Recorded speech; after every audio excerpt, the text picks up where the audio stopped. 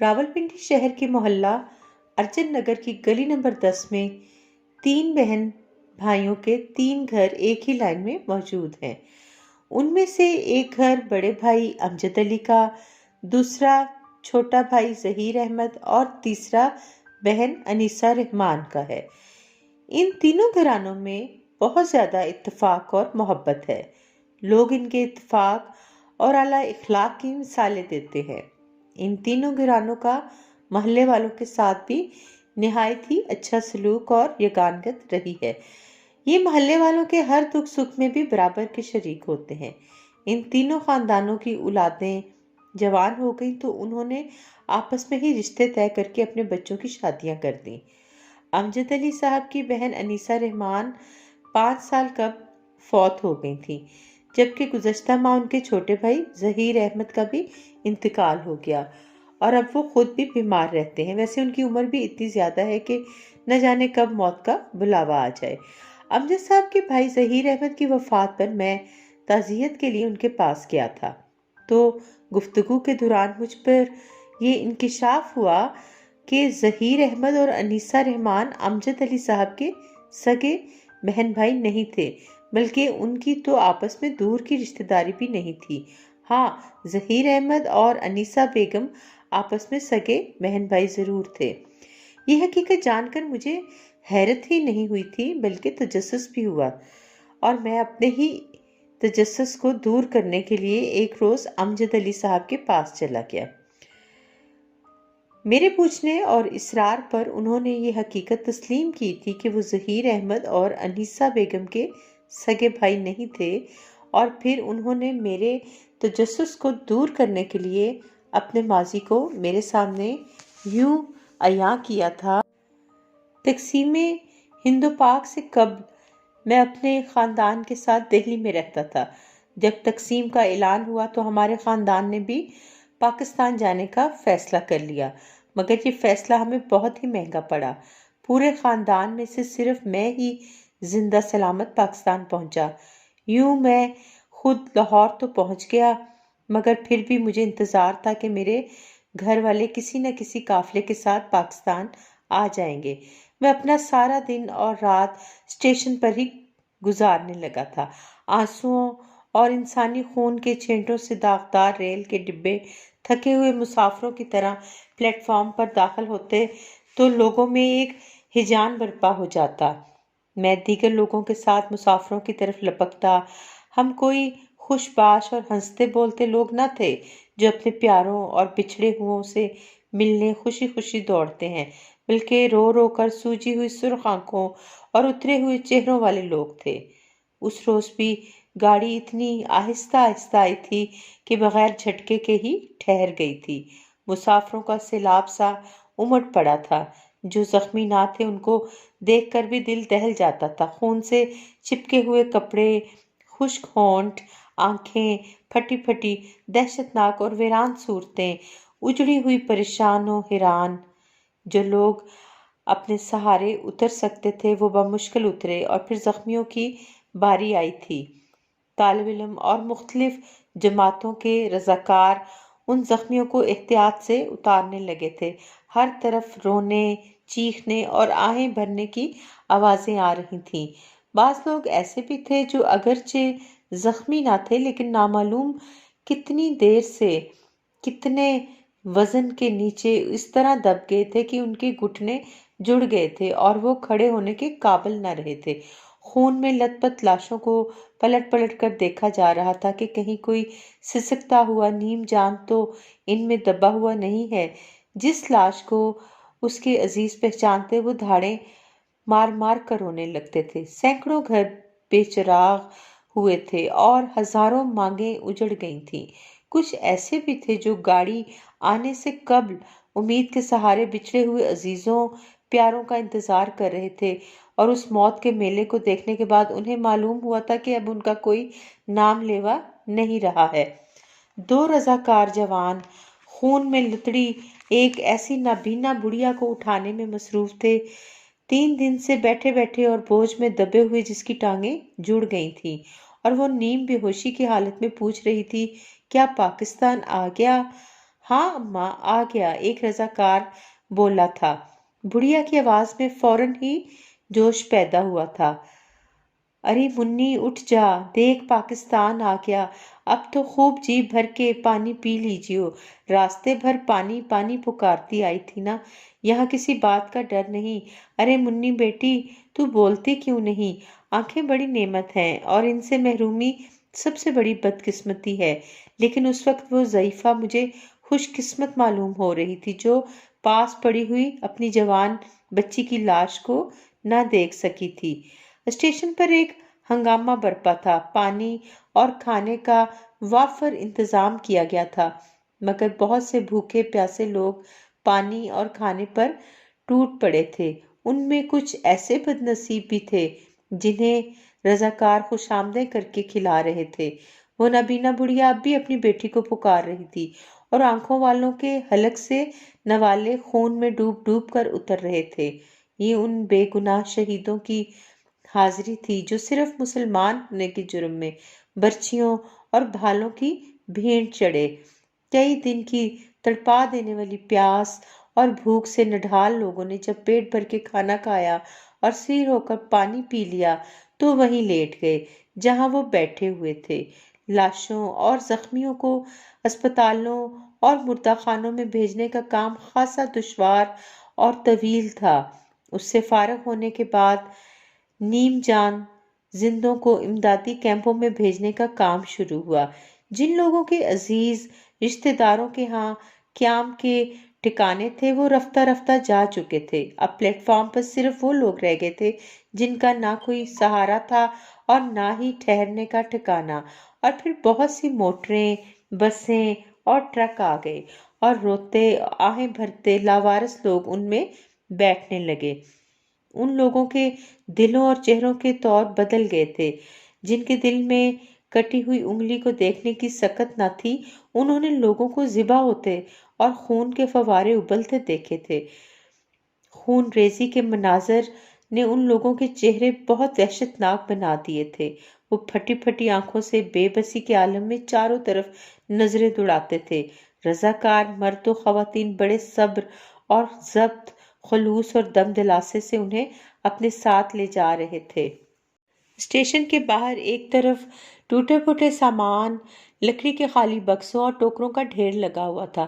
میں اس ڈھیر کے پاس بے تکلفی اور بے نیازی سے کھڑا یہ سب کچھ دیکھ رہا تھا، کیونکہ نہ تو میرا وہاں کوئی واقف کار تھا اور نہ ہی کوئی عزیز۔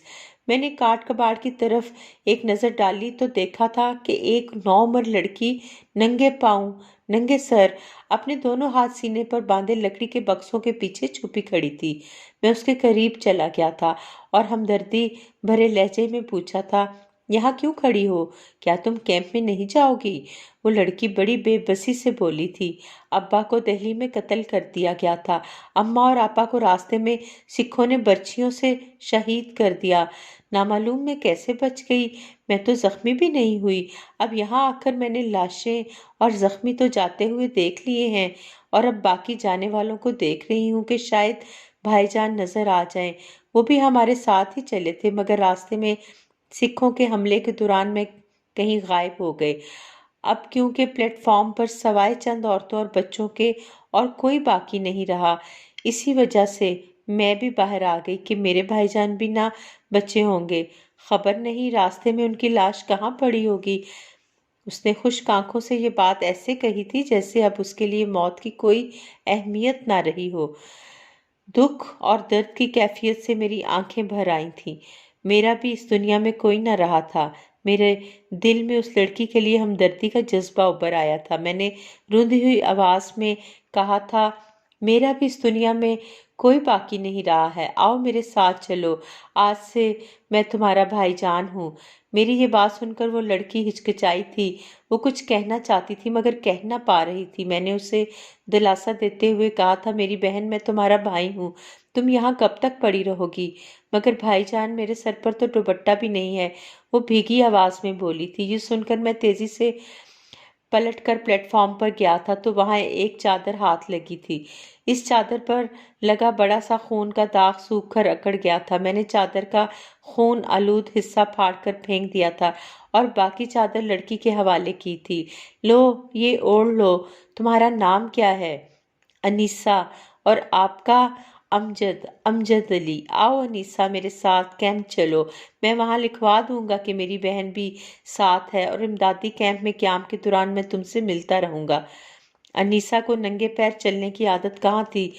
اس کے پیروں میں ہر چیز چبھ رہی تھی اور وہ چھوٹے چھوٹے قدم اٹھاتی ہوئی ساتھ ساتھ چل رہی تھی۔ اس کے تمام کپڑے، آدھا سر اور چوٹی خون میں لتڑی ہوئی تھی اور بال سوکھ کر کانٹے بن گئے تھے۔ اس کے کپڑوں سے بو آ رہی تھی اور وہ اس بدبو اور بسانت سے سخت الجھن میں لگ رہی تھی۔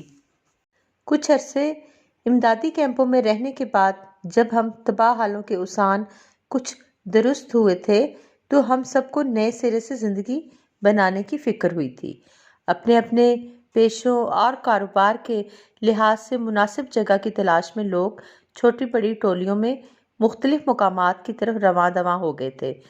یہاں آ کر یہ تفریق ختم ہو گئی تھی کہ کون کہاں کا ہے۔ ایک بڑے گھر کی طرح بہت سے کنبے مل جل کر رہنے لگے تھے۔ مخیر لوگوں نے بھی دشمنوں کی درندگی کے شکار ہونے والے اپنے مہاجر بھائیوں کی ہر طرح مدد کی تھی۔ مہاجر زمینداروں نے زمینیں سنبھال لی تھیں اور اپنے خون پسینے سے سینچ کر مٹی میں سونا اگانے لگے تھے۔ انہیں جب اپنے پرانے گھر اور ہمیشہ کے لیے بچھڑ جانے والے عزیز یاد آتے تھے تو ان کے دکھی دلوں اور جلتی آنکھوں سے بہتے آنسوؤں کے چند مقدس قطرے اس پاک زمین میں جذب ہو جاتے۔ ان کے ہاتھوں کی گرفت ہل کے ہتھے پر اور زیادہ مضبوط ہو جاتی، دانتوں کی پتیسی اور زیادہ زور سے بند ہو جاتی اور افق کے پار خود بخود ان کی نگاہیں اٹھ جاتی اور ایک نیا عزم دل میں جنم لیتا تھا۔ اب کوئی پوچھے کہ بھرے پورے گونجتے گنگناتے کنبوں سے محروم ہو کر ان لٹے پٹے دنیا میں اکیلے رہ جانے والوں کے کیا عزائم، جن کے جوان بیٹے کٹ مرے، جن کے صحرے دیکھنے کی تمنا تھی ان کی لاشیں دیکھیں، جن بیٹیوں کی براتیں تصور میں سجتی تھیں اور شہنائیاں کانوں میں گونجتی تھیں، جنگل کے اندھیروں میں ان کی چیخیں گونجیں۔ دشمن کے خیال میں ایسے کمر ٹوٹے اور دل اجڑے لوگ بھلا نئی دنیا کیا بساتے، مگر مسلمان قوم کی ہمت و استقلال کو کون بھول سکتا ہے۔ مسلمان نے ہمیشہ تیغوں کے سائے میں اسلام کی حفاظت کی اور وطن کی آبرو پر جان دی۔ قصہ مختصر، تاجروں نے کاروباری بساط بچھائی، مزدوروں کا پسینہ چوٹی سے لے کر ایڑی تک آنے لگا، کارخانوں کی چمنیاں دھواں اگلنے لگیں اور مشینوں کی دھمک سے زمین لرزنے لگی، نئی عمارتیں ابھرنے لگیں، زندگی کی ہما ہمی سے پاکستان گونجنے لگا، ویرانوں میں اذانوں کی صدائیں بلند ہونے لگیں۔ مسلمان جہاں اور جس حال میں بھی گیا اپنا ایمان ساتھ لے کر گیا، تکلیفوں اور پریشانیوں سے اس کا جذبہ ایمانی اور مستحکم ہو جاتا ہے۔ جب امدادی کیمپوں سے مہاجر نئی منزلوں کی طرف رخت سفر باندھنے لگے تھے تو ہمیں بھی زندگی گزارنے کے لیے منصوبہ بنانے کا خیال آیا تھا۔ کیمپ میں ہماری ملاقات ایک نیک میاں بیوی سے ہو گئی تھی۔ وہ بے اولاد تھے مگر سب کو اپنی اولاد سمجھتے تھے۔ دونوں میاں بیوی اس قدر شیریں کلام اور ہمدرد طبیعت کے تھے کہ ان کی باتوں سے ہی لوگوں کے غم چھٹ جاتے تھے۔ اگر انیسہ کبھی روتی تو بوڑھی اماں نفیسہ بڑی شفقت سے کہتی، ارے تم تو بڑی نصیبے والی ہو کہ تمہارا بھائی بچ گیا، اور پھر وہ کیمپ کے لوگوں کی مثالیں دیتی کہ انہیں بھی دیکھو جن کا اللہ کے سوا کوئی بھی نہیں رہا، اور انیسہ یہ سن کر آنسو پونچھ لیتی۔ اماں نفیسہ کے میاں حکیم صاحب کہلاتے تھے۔ جب ان کا سامان سفر جو کپڑوں کی ایک گٹھڑی، ایک لوٹے، ایک گلاس اور 2 تام چینی کی تشتریوں پر مشتمل تھا ایک پوٹلی میں بند گیا تو ہم بھی ان کے ہمراہ طویل مسافت طے کرنے کے لیے کمر بستہ ہو گئے، اور پھر کراچی پہنچ کر لوگوں نے ہر غیر آباد جگہ کو آباد کر ڈالا تھا۔ شہر سے باہر ایک صاف ستھرے سے میدان میں حکیم صاحب اور ان کے ساتھیوں نے ایک جگہ منتخب کی۔ زمین کے ایک مختصر سے قطعے پر حکیم صاحب اور میں نے مل کر رہنے کا فیصلہ کیا، کیونکہ مجھے حکیم صاحب اور ان کی بیوی کی ہر وقت ضرورت تھی کہ جوان بہن کو میں کہیں بھی اکیلا نہیں چھوڑ سکتا تھا۔ اس وقت میری جیب میں صرف 50 روپے تھے اور انیسا کی انگلی میں صرف ایک سونے کی انگوٹھی۔ دیکھتے ہی دیکھتے بانسوں کے ٹھاڑ کھڑے ہو گئے اور ٹاٹ کے پرتے پڑی چٹائیوں کی ایک بستی آباد ہو گئی۔ وہیں راشن کی دکان، گوشت، ترکاری، تیل، ایندھن، غرض کے ضروریات زندگی کی ہر چیز موجود اور میسر ہو گئی۔ انسانوں کے ساتھ زندگی کی رونق 10 قدم آگے چلتی ہے۔ سو نہ بچوں کے ختنے اور عقیقے رکے، نہ منگنی بیاہ زیادہ عرصہ نہ گزرا کہ ڈھولک کی تھاپ پر سحرے سہاگ اور زچہ گیریاں سنائی دینے لگی تھیں۔ ہمارے گھر کا ایک ہی ٹھاڑ تھا، چٹائیاں بھی مشترک تھیں، بس بیچ میں ایک چٹائی کی آڑ سے ایک گھر کے 2 حصے ہو گئے تھے۔ اس بیچ کی چٹائی کے دونوں طرف دونوں گھروں کے باورچی خانے تھے۔ بیچ والی چٹائی میں ایک اتنا بڑا موقع رکھا گیا تھا کہ گھر کے کام اور کھانا پکاتے وقت منہ بولی خالہ اور بھانجی آپس میں باتیں کرتی جاتی اور وہاں سے ایک دوسرے کے لیے کھانے کے برتن گزارے جا سکتے تھے۔ میں صبح سے شام تک ملازمت کی تلاش میں مارا مارا پھرتا تھا، مگر کوئی ڈھنگ کی ملازمت نہ ملتی تھی۔ پھر بھی میں چھوٹا موٹا کام کر کے گزارا کے لیے کچھ نہ کچھ کما لاتا تھا، اور پھر حکیم صاحب نے مجھے ایک جگہ 60 روپے ماہوار کی نوکری دلا دی تھی۔ بے روزگاری کے عالم میں 60 روپے کیا 60 پیسے بھی غنیمت معلوم ہوتے تھے۔ میں FA پاس تھا، اس لیے امید تھی کہ جلد ہی کہیں نہ کہیں اچھی ملازمت مل جائے گی۔ اس دوران میں انیسا کی طرف سے بالکل بے فکر تھا۔ میں گھر سے جاتے وقت خالہ خدا حافظ میں جا رہا ہوں کہہ کے جاتا، اور وہ بھی مجھے ڈھیروں دعائیں دے کر رخصت کرتی۔ انہوں نے ہم دونوں کی ماں کی کمی پوری کر دی تھی۔ شام کو واپسی پر اگر مجھے دیر ہو جاتی تو انیسا اور خالہ دونوں ہی پریشان ہو جاتی کہ میں ابھی تک واپس کیوں نہیں آیا۔ خالہ انیسا کو اطمینان دلاتی کہ آ جائے گا خیر سے، ان موئے کافروں نے ہمارے دل کمزور کر دیے ہیں، ورنہ یہاں اب کس بات کا ڈر اور کھٹکا۔ اور جب میں ان کو واپس آتا دکھائی دیتا تو حکیم صاحب وہیں سے پوچھتے، بھائی کہاں دیر لگا دی؟ تمہاری بہن فکر کے مارے عادی ہوئی جاتی ہے۔ زندگی اسی طرح گزر رہی تھی۔ اس دوران میں اگر کبھی انیسا ماں باپ یا بہن بھائی کو یاد کر کے رو پڑتی تو میں اسے دلاسا دیتا اور کہتا، کیا تم کو ہی ماں باپ کا زیادہ غم ہے؟ کیا میرا دل پتھر کا ہے؟ کیا میں آنسو نہیں بہا سکتا؟ خالہ میری آواز سن کر موقع کے پاس آ بیٹھتی اور صبر کے موضوع پر ایک طویل تقریر کر ڈالتی کہ مجبوری کا نام صبر ہے۔ انیسا رو دھو کر چپ ہو جاتی اور اس چھوٹے سے گھر کو سنوارنے میں لگ جاتی۔ انیسا کپڑے بہت اچھے سیتی تھی، اور وہ بھی بغیر مشین کے۔ حکیم صاحب نے قرض لے کر اسے ایک مشین خرید دی۔ اب آس پڑوس سے نہیں بلکہ دور دراز سے بھی سلائی کا کام اتنا ملنے لگا کہ عید کے کپڑے رمضان شریف میں ہی آ جاتے تو بمشکل عید تک تیار ہوتے۔ یوں مشین کی قیمت اس نے 2 مہینے میں ہی ادا کر دی تھی۔ دوسری طرف خالہ نے 1 روپیہ مہینے پر بچوں کو قرآن مجید پڑھانا شروع کر دیا تھا، اور حکیم صاحب نے 2 چادروں کے سائبان کے نیچے دواؤں کی ایک الماری اور ایک تخت بچھا کر مطب شروع کر دیا تھا۔ ان کے ہاتھ میں اللہ نے ایسی شفا دی تھی کہ دوسری مہاجر بستیوں سے بھی لوگ ان کے پاس علاج کو آنے لگے تھے، اور ان کا مطب خوب چل نکلا تھا، اور اللہ کے کرم اور میری مسلسل کوششوں سے مجھے ایک جگہ 300 روپے ماہوار کی ملازمت مل گئی تھی۔ اس سے گھر کی حالت بہتر ہونی شروع ہو گئی۔ پہلے فرش پختہ ہو گیا، پھر گھر کی دیواریں چٹائیوں کی بجائے لکڑی کے تختوں کی بن گئیں، اوپر ٹین کی چادروں کی چھت بھی ڈل گئی، اور گھر میں کچھ ڈھنگ کی چیزیں بھی آ گئیں، گویا کہ زندگی اب بہت سہل ہو گئی تھی۔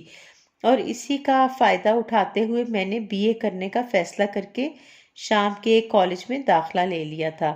مجھے کالج میں داخلہ لیتے دیکھ کر انیسا کا بھی جی چاہا کہ وہ بھی میٹرک کر لے، کیونکہ 9ویں کے بعد اسے دیس نکالا ملا تھا۔ میں نے اسے بخوشی آگے پڑھنے کی اجازت دے دی تھی، جبکہ خالہ نے اپنے بزرگانہ خیالات کے مطابق کہا تھا، میاں سب سے پہلے بہن کے ہاتھ پیلے کرنے کی فکر کرو، جوان بہن کو کب تک گھر میں بٹھائے رکھو گے؟ اور پھر انہوں نے یہ انکشاف بھی کیا تھا کہ حکیم صاحب کے بھانجے انہیں حیدرآباد لے جانا چاہتے ہیں، کہ انہیں وہاں بہت عمدہ پختہ مکان اور اچھی ملازمت مل گئی ہے۔ اگر ہم حیدرآباد چلے گئے تو انیسہ یہاں گھر میں اکیلی کیسے رہے گی؟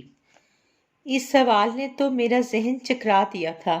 حکیم صاحب اور خالہ جان کے جانے کے خیال سے میرا دل بیٹھ گیا تھا، اور انیسہ کے لیے آنسو بھی ٹپ ٹپ گرنے لگے تھے۔ خالہ جان، آپ لوگوں نے تو ماں باپ کی کمی پوری کر دی ہے، اب ہم آپ کے بغیر کیسے رہیں گے؟ انیسہ نے روتے ہوئے خالہ جان سے سوال کیا تھا۔ انیسہ کا سوال سن کر خالہ جان اپنے مخصوص لہجے میں ایک مسکراہٹ کے ساتھ بولی تھی، ارے باؤلی، میں کوئی ابھی تھوڑی جا رہی ہوں، تمہاری وجہ سے تو ہمیں بھی اولاد کا لطف آ گیا ہے۔ آج اگر میری کوئی سگی بیٹی ہوتی تو یوں مجھے ہر ماہ نت نئے کپڑے سی سی کر نہ پہناتی، اور سگا بیٹا بھی ہوتا تو امجد جیسی فرما برداری نہ کرتا۔ اللہ تم دونوں بہن بھائی کو سلامت رکھے اور تمہارا دامن خوشیوں سے بھر دے۔ خالہ کی باتیں اور نصیحتیں سن کر مجھے انیسہ کے ہاتھ پیلے کرنے کی فکر ستانے لگی تھی، سو میں نے فوری طور پر انیسہ کا جہیز تیار کرنے کی ذمہ داری خالہ کے سپرد کر دی تھی۔ اب میں پس انداز کی ہوئی تمام رقم خالہ کے حوالے کر دیتا۔ انیسہ سلائی کر کے جو کچھ کماتی اور میرے ہاتھ میں دیتی تو میں وہ بھی خالہ ہی کے ہاتھوں میں دیتا تھا، اور پھر رفتہ رفتہ خالہ نے انیسہ کے جہیز کے کپڑے، برتن، یہاں تک کہ کچھ زیور بھی خرید لیے تھے۔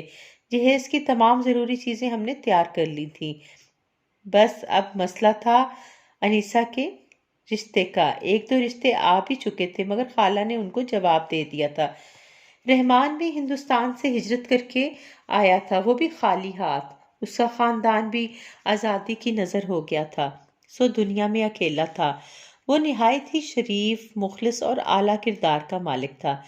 رحمان بھی اس جگہ کام کرتا تھا جہاں میری ملازمت تھی۔ میں نے جب اسے ہر طریقے سے پرکھ لیا تو وہ مجھے انیسہ کے لیے سب سے بہتر انتخاب لگا تھا۔ پھر میں نے رحمان کا ذکر خالہ جان سے کیا تھا اور اس کے بارے میں انہیں تمام معلومات بھی دی تھی۔ خالہ اور حکیم صاحب رحمان سے ملنے اس کی رہائش گاہ پر گئے تھے۔ اس نے کرایہ کا مکان لے رکھا تھا۔ وہ واپس آئے تو بہت خوش تھے۔ رحمان کی تعریف کر کر کے دونوں کا منہ خشک ہو گیا۔ بسم اللہ کرو بیٹا، رحمان بہت شریف بچہ ہے، محلے والے بھی اس کی بہت تعریف کرتے ہیں۔ اس کے پڑوس میں رہنے والے اس کے منہ بولے رشتے دار انیسہ کو دیکھنے آئیں گے، اور اس کے بعد ہی ہم ہاں کریں گے۔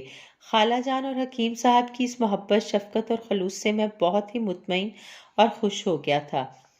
رحمان میرا دیکھا بھالا تھا، اور میری بہن انیسہ پوری بستی میں اس قدر عزت اور وقت کی نگاہ سے دیکھی جاتی تھی کہ سبھی اس کی مثالیں دیتے تھے۔ اور خالہ کا تو یہ حال تھا کہ جہاں کسی لڑکی کو بے باکی سے سر کھولے یا اوندا سیدھا سنگھار کیے دیکھا اور ٹوکا، تو اتنی بڑی ہو گئی ہے لیکن تجھے نہ سر کا ہوش ہے نہ تن کا۔ ایک ہماری انیسہ ہے کہ بھائی نے بھی اس کے سر سے دوپٹہ کسکا ہوا نہ دیکھا، اس چاند سی شکل پر نہ کاجل اور نہ ہی سرخی، اور ایک تم ہو کہ دیوانی کی گجریوں کی طرح لال پیلی ہوئی پھرتی ہو۔ چند روز بعد رحمان کے پڑوسی ہمارے گھر آئے تھے۔ انہوں نے انیسہ کو دیکھا تو اسے قبول کرنے میں کوئی تعامل نہ کیا تھا۔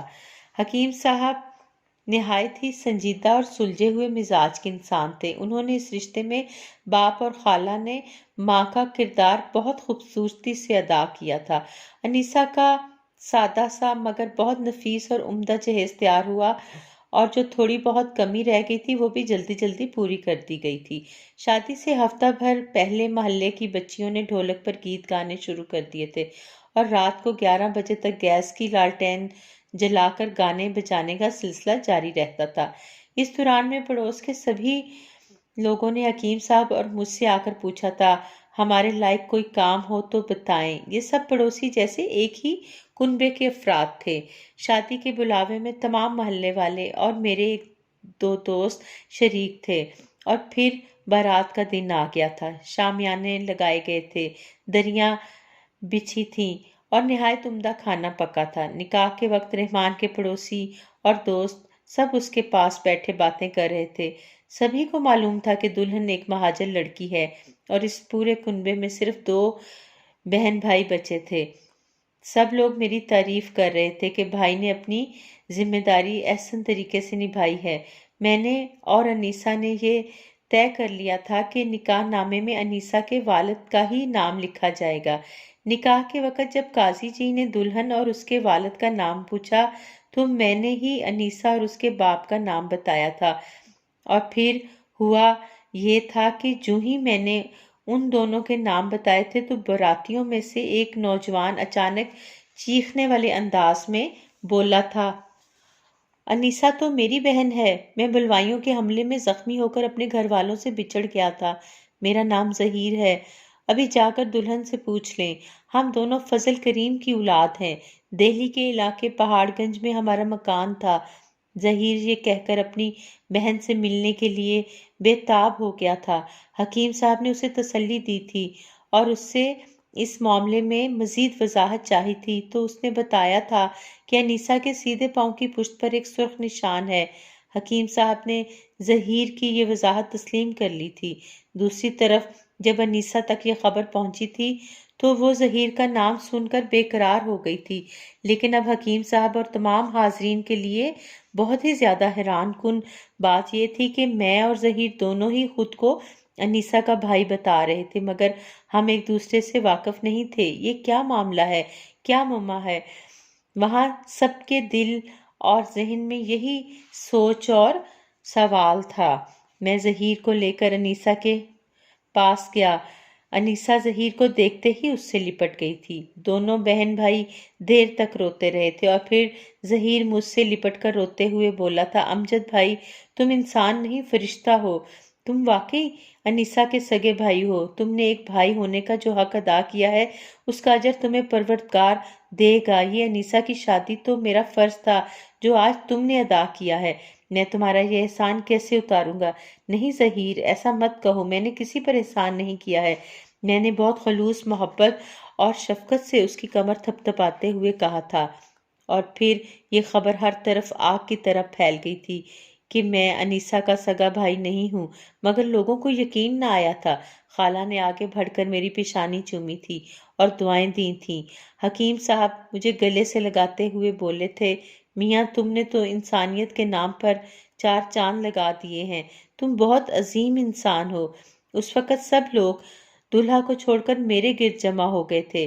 ان میں سے کئی میرے ہاتھ چومنے اور آنکھوں سے لگانے لگے تھے۔ ایک بزرگ نے آگے بڑھ کر مجھے گلے سے لگا لیا تھا اور بولے تھے، بیٹا تم فرشتہ صفت ہو، تم سچے مسلمان ہو، تم انیسہ کے ہی نہیں اس جیسی ہزاروں بہنوں کے بھائی ہو۔ میں سچ کہہ رہا ہوں، مجھے ان باتوں سے کوئی خوشی نہیں ہوئی تھی۔ میرا دل بار بار کہہ رہا تھا، کاش ظہیر اس وقت نہ ملتا تو یہ راز کبھی نہ کھلتا۔ میں نے ان لوگوں سے کہا تھا، کیا انسان بننا اتنا دشوار ہے کہ آپ سب اس قدر حیران ہو رہے ہیں؟ ایک بے سہارا معصوم بچی نے مجھے بھائی کہہ کر پکارا اور اس نے میری اس مرحوم بہن کی جگہ لے لی جس کی لاش میں نے اپنی آنکھوں سے دیکھی تھی۔ تو پھر میں اس کے کھوئے ہوئے بھائی کی کمی کیوں نہ پوری کرتا؟ آپ سب مجھے آج اپنی تعریف سے یہ احساس دلا کر تکلیف پہنچا رہے ہیں کہ انیسہ میری حقیقی بہن نہیں ہے، ورنہ اس سے قبل مجھے کبھی اس بات کا خیال نہیں آیا تھا۔ ایک بھائی کی حیثیت سے میں نے جو کچھ کیا ہے، مجھے اس کے لیے کسی تعریف، صلے یا سرٹیفکیٹ کی ضرورت نہیں ہے۔ بس میرے لیے یہی بڑا صلہ ہے کہ آج مجھے بھائی بھی مل گیا ہے۔ اب تک میں نے بڑے بھائی کا فرض ادا کیا تھا اور آج سے یہ فرض تقسیم ہو گیا ہے۔ اب میں آدھا فرض ظہیر کو سونپتا ہوں۔ اب وہی اس گھر کا مالک ہے۔ اب ہم اس طرح بہن بھائی بن کر رہیں گے جیسے ہم نے ایک ہی کوکھ سے جنم لیا ہے۔ انیسہ اور رحمان شادی کے بعد بہت خوش تھے۔ ظہیر کو میں اپنے پاس لے آیا تھا۔ کچھ عرصے بعد خالہ جان اور حکیم صاحب کو ان کا بھانجا حیدرآباد لے گیا تھا۔ اسی روز ہم سب ایک دوسرے کے گلے لگ کر خوب روئے تھے۔ شادی کے کچھ عرصے بعد رحمان کو پتہ چلا تھا کہ اس کے کچھ رشتہ دار راول پنڈی میں ہیں۔ رحمان اور انیسہ ان کو ملنے گئے تو وہ بھی وہاں ہی کے ہو کر رہ گئے تھے، اور پھر انہوں نے مجھے اور ظہیر کو بھی وہاں ہی بلا لیا تھا۔ رحمان کے ماموں زاد آڑت کا کاروبار کرتے تھے۔ انہوں نے ہم تینوں یعنی رحمان، ظہیر اور مجھے بھی اسی لائن میں لگا دیا۔ ہم نے اس کام میں دن رات ایک کر دیا، خوب محنت کی تو اللہ تعالیٰ نے بھی بہت برکت دی، اور پھر ہمارا شمار کھاتے پیتے لوگوں میں ہونے لگا۔ میں نے اور ظہیر نے رحمان کے رشتہ دار گھرانوں میں شادیاں کیں اور ارجن نگر میں ایک بڑی سی مگر خستہ حال حویلی خرید لی، اور پھر اس کے 3 حصے کر کے اپنے اپنے گھر بنا لیے۔ یہ گھر جہاں ہم رہ رہے ہیں، ہماری اولادیں ہوئیں اور ان کی شادیاں بھی ہم نے آپس میں ہی کیں اور نہایت ہی اتفاق سے زندگی گزاری۔ ہماری اولاد بھی اسی کاروبار سے وابستہ ہے۔ ظہیر اور انیسہ اب اس دنیا میں نہیں رہے، میں بھی اب آخری منزل کا مسافر ہوں۔ اس مسافرت میں کبھی کبھی ماضی اور والدین، بہن بھائی اور ان کی شہادت کے منظر یاد آتے ہیں تو آنکھیں اشک بار ہو جاتی ہیں۔